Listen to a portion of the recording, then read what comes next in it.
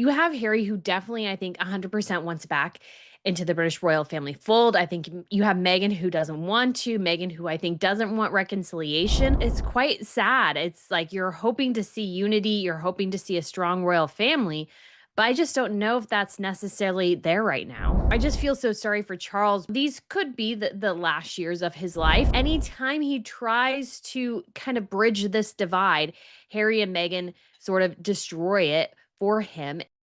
How this year's Royal Christmas Day reveals the shock challenges facing the British royal family. There are feuds on both sides of the Atlantic, and it really does start to feel like things have collapsed somewhat in the 2 years since the death of Queen Elizabeth II. So we're going to analyse it all with Brittany of the Royal News Network today. But first, I think summing up some of the hilarity of what we're dealing with. This is Katie Hopkins as Princess Anne. Ah, Princess Anne here, woman of few words, the Christmas family, thinking of my dearest late mamma. To Meghan, you'll never be a duchess. Please could you stop being a Costco Martha Stewart until the ginger one? Don't do impressions of large black women on the television, even if they are somewhat smaller now thanks to Monjaro. And to Charles, our family have hunted the lands for generation. We have shot birds, feathered things, deer, pheasants. Stop with the net zero shit. And that goes for your side bitch also. And to Andrew, if you could stop being a paedophile, that'd be terrific. Merry Christmas. Oh, Brittany, Merry Christmas, by the way. You're looking beautifully Christmassy. I love it. And look, obviously, Katie Hopkins is a comedian, so there is a degree of hyperbole going on there. But actually, when I saw that video, I was like, there is something true. This is a royal family divided on so many levels this Christmas, right to the point that William isn't even wanting to stay for the lunch after the main church service at Sandringham. So let's get into it all, Brittany. But from a macro point of view, it is very sad to see the disintegration of the unity, which I guess Queen Elizabeth II and to a strong extent Prince Philip were always able to endear from their relatives. I think you're definitely right, Dan. When it comes to this instance, I really think over this last year, yes, I think the family came together in 2022 when she first died, and obviously King Charles's coronation in 2023. But I think since then, we have seen this sort of fracturing occurring as people are sort of moving to sort of protect themselves and sort of manage themselves. And as the institution overall, I think, sort of has lacked the strong leader and direction. I think we've seen definitely a royal family that I would say is more in crisis than I thought they would be at the beginning of, let's say, last year or something like that. So it's just really a big surprise where things have gone, I think. And it's quite sad. It's like you're hoping to see unity, you're hoping to see a strong royal family, but I just don't know if that's necessarily there right now. Okay, so let's start with the drama between Montecito and Windsor, because there has been so much briefing and counter briefing about what is really going on between King Charles and Prince Harry. But I think as we get to Christmas, Brittany, it is very fair to say that the way that Harry is trying to present things to the world is not accurate. From what I'm told, Brittany, there will be no big reunion on Christmas Day, virtually. I'm talking. There's not going to be a happy phone call. There still remains serious tensions, in part, Brittany, because Charles has not forgotten, and certainly Charles's team and Camilla have not forgotten, how Harry and Meghan used that brief reunion earlier this year to push a PR narrative. What's really going on? The royal family is gearing up for Christmas, but it seems this year's festivities will be marked by absence and tension. Prince Harry and Meghan Markle have reportedly decided not to join the royal family at Sandringham, sparking concerns about a deeper rift within the family. The reason behind the rift. According to sources, King Charles hasn't extended an invitation to Prince Harry and Meghan Markle, which could be a sign of the strained relationship between them. Despite this, Prince Harry is said to be making an effort to reconnect with his father, with plans to call King Charles on Christmas Day. Insiders claim that Meghan Markle is taking a different approach, choosing not to reach out to her own father, Thomas Markle, who recently underwent surgery. This decision has sparked debate about her priorities and the definition of family. As the royal family navigates this challenging time, experts believe that reconciliation may take a while. Royal commentator Amanda Matta notes that King Charles wants this Christmas to be extra special, but it's unclear if that includes mending ties with Prince Harry and Meghan Markle. This Christmas, the royal family will likely be defined by absence and strained relationships. As Prince Harry and Meghan Markle celebrate with their children in California, the question remains, what's next for the royal family?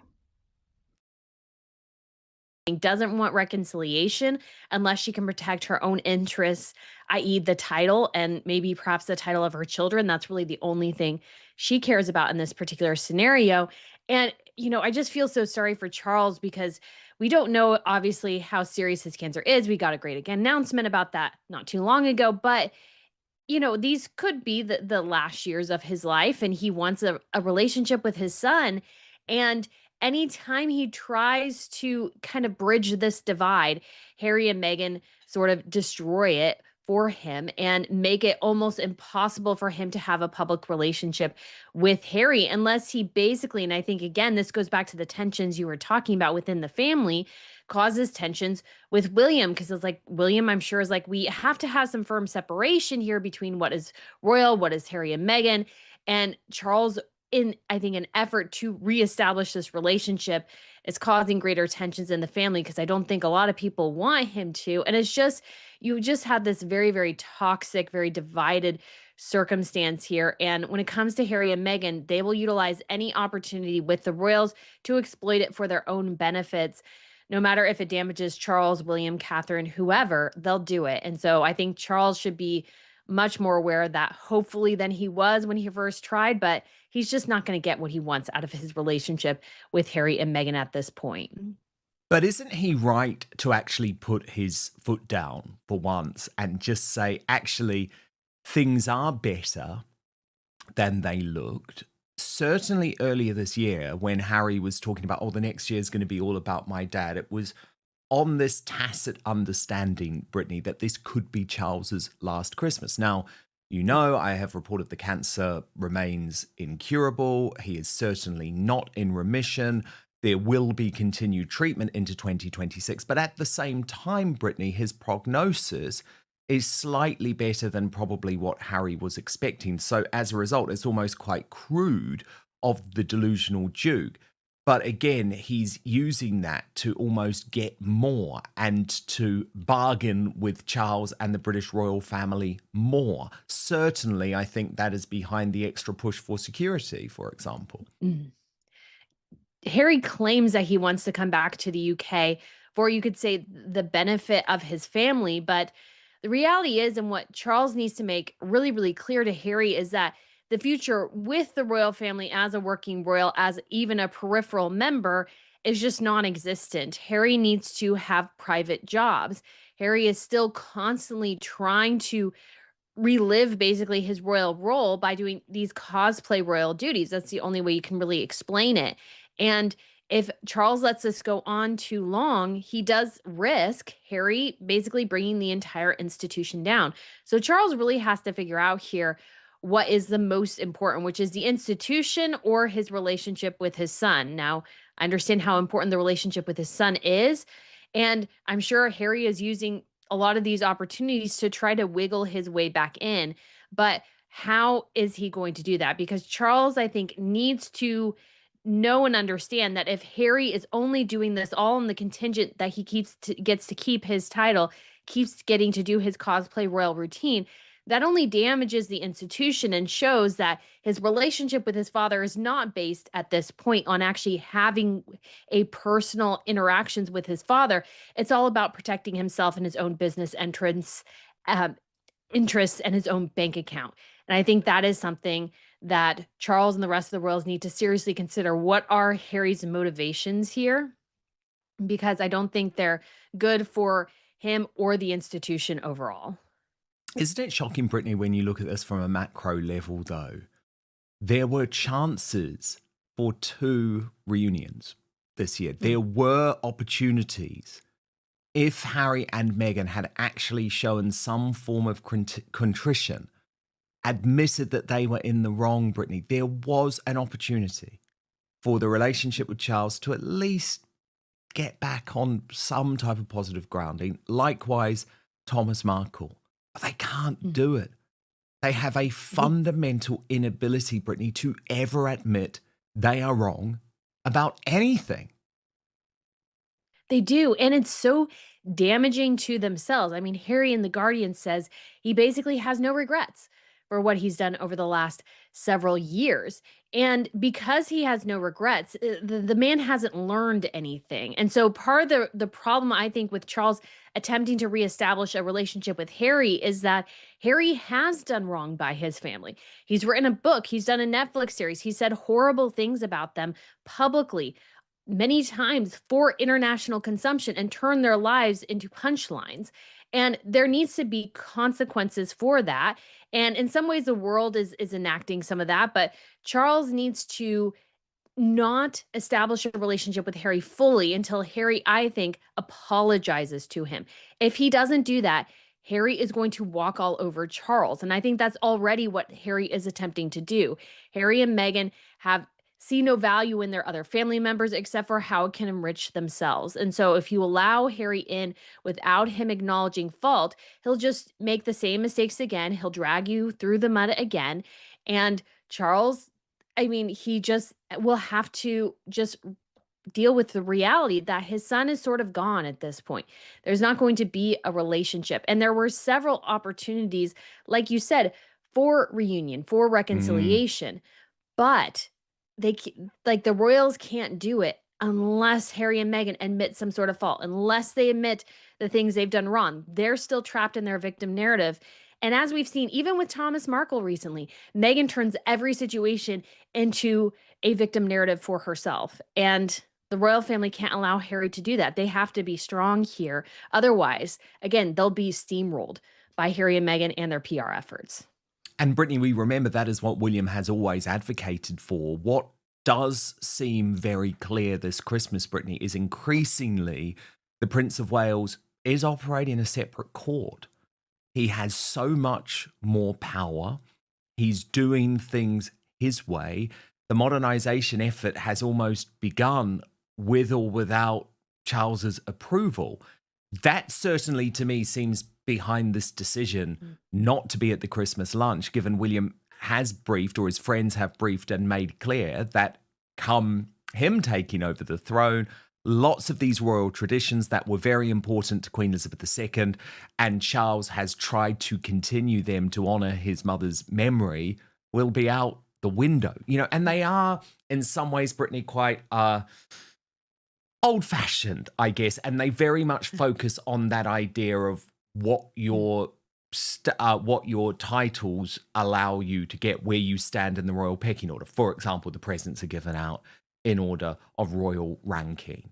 The table settings, you find your place based on what time you arrive, and of course, the more senior members of the royal family are closer to where that dinner is held, so they get to their seats first, for example. And for William, those things are just relics of the past, and he doesn't necessarily have that same sentimentality about changes. The royal family is gearing up for Christmas, but it seems this year's festivities will be marked by absence and tension. Prince Harry and Meghan Markle have reportedly decided not to join the royal family at Sandringham, sparking concerns about a deeper rift within the family. The reason behind the rift. According to sources, King Charles hasn't extended an invitation to Prince Harry and Meghan Markle, which could be a sign of the strained relationship between them.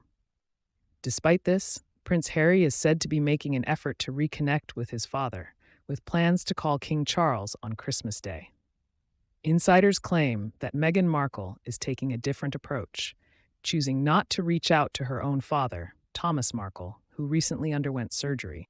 This decision has sparked debate about her priorities and the definition of family. As the royal family navigates this challenging time, experts believe that reconciliation may take a while. Royal commentator Amanda Matta notes that King Charles wants this Christmas to be extra special, but it's unclear if that includes mending ties with Prince Harry and Meghan Markle. This Christmas, the royal family will likely be defined by absence and strained relationships. As Prince Harry and Meghan Markle celebrate with their children in California, the question remains, what's next for the royal family? It's really interesting to consider, Dan, what the future reign looks like for William because he said in his interview with Eugene Levy earlier this year that he's not that interested in history. And in some ways, it doesn't seem like he's that interested in tradition because history and tradition often sort of go hand in hand. And I think there's definitely a way to modernize things while utilizing sort of the old, let's say, kind of framework that they used to have. But I almost worry, and I get the sense that I think William is almost going to do an overcorrection. He's going to overreact and overcorrect to such an extent that he's really going to whittle down what the monarchy is. And yes, some of the aspects of it are a little silly. Some of it is a little stringent and binding in a way, succession and these sorts of things. But that's what makes the monarchy the monarchy. You cannot take away the order of the line of succession without ultimately disrupting the entire system in the first place. And I think the challenge for William and one of the things I think I remain somewhat concerned about is it's unclear exactly where he'll fall on that line. And again, I feel like we could definitely see a really large overcorrection from William, which is why he's sort of trying to already figure out maybe in some ways how that works behind the scenes, setting up in some ways a shadow royal court, which as the heir in the future to the throne makes more sense for him to do as he figures out within his framework what things look like. And that I think is something that somewhat undermines Charles's reign for sure. And it's obviously, I think William at every event is going, okay, I like this. I don't like this. Let's change that.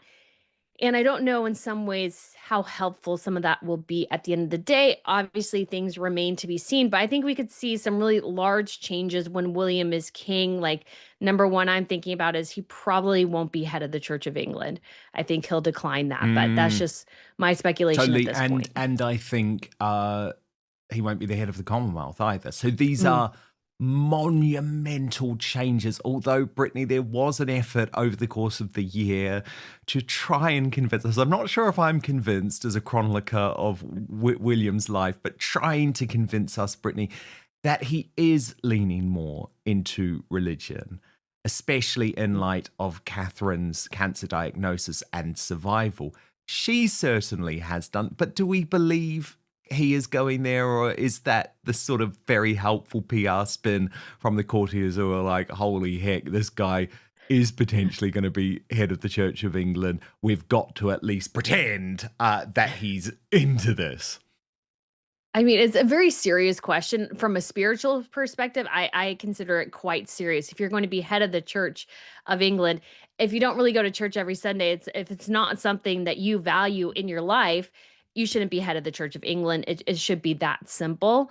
And I could see it definitely William going down that route. And if his PR team, like if this is a decision he's decided to make, if this is not something he's interested in, I think William needs to take stock of himself and consider, okay, am I just doing this to appease people, or is this really like what I feel like spiritually? Because this is very important things. You're talking about, being a head of a church, leading the congregation. You're held, I think, to a higher standard when you do that. And if that's not something that you feel led to do, I mean, in the Christian faith, you are held to account for at the end of your days. And I don't think that will go over particularly well with the man upstairs. So I think that's a huge decision William has to make here in the future. A really, really big one. And I think an important one too. Then we look at the wider family. And of course, it was hilariously portrayed in that Katie Hopkins video, Brittany. But from a perspective of this very small group of people who are dwindling in numbers, how much of a blow is it for the likes of Princess Anne and Prince Edward not to have their brother, now simply Andrew Mountbatten Windsor, his ex-wife, Fergie, who is popular amongst some members of the royal family, and potentially, we don't know this for sure, Brittany, but potentially not the two daughters, Beatrice Mm. and Eugenie, and their husband and children with them for Christmas Day.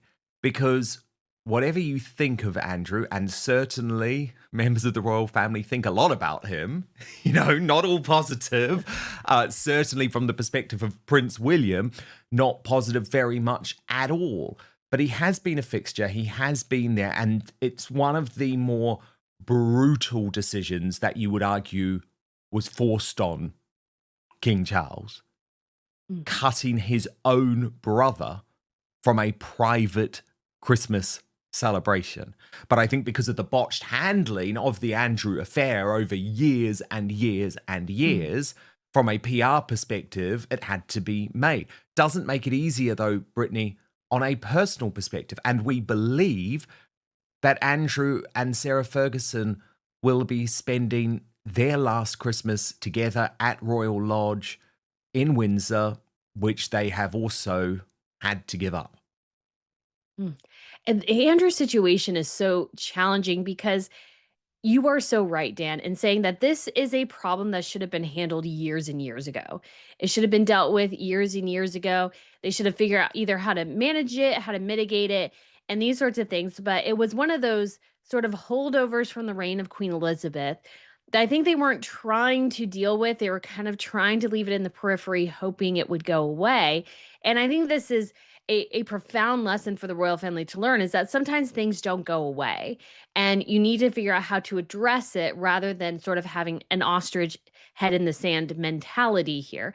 And so when it comes to Christmas, I do feel sorry for Andrew because this is a private occasion. If exes want to come, obviously Peter Phillips has divorced his wife Autumn and he's going to get remarried.